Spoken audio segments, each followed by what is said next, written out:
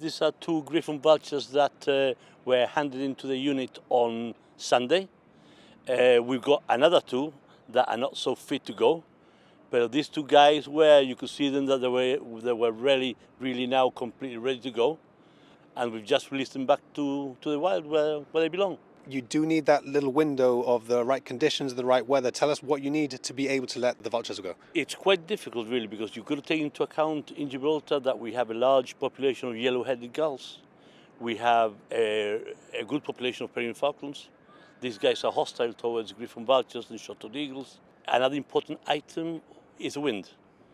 For example, if I told you, guy from GBC, I'm going to release the vulture 5 days from now, it could turn out to be Levant.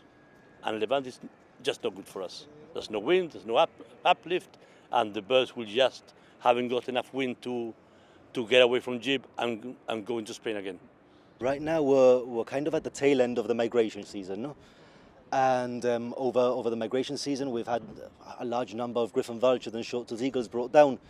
And this is usually due to very territorial peregrine falcons that are highly defensive, and their migration coinciding with their breeding season when they've got young in their nest. And obviously we've also got the very territorial yellow-legged gulls that will also be mobbing them and pushing them down. No? So we've had this year over 10 Griffon vultures, and we're reaching about 10 short-toed eagles as well. And obviously these are in our care. They'll be rehabilitated, and hopefully, with them all being strong enough and fit enough to be released, we'll be releasing them shortly, just like we have seen today.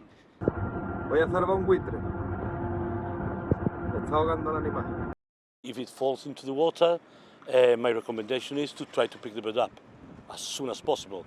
Griffon vultures that have fallen into the water will usually last about 20 minutes on the water before they drown. If you see the birds falling down onto the road in immediate danger, I suggest you call us, or if you can, just very, very carefully pick the bird up.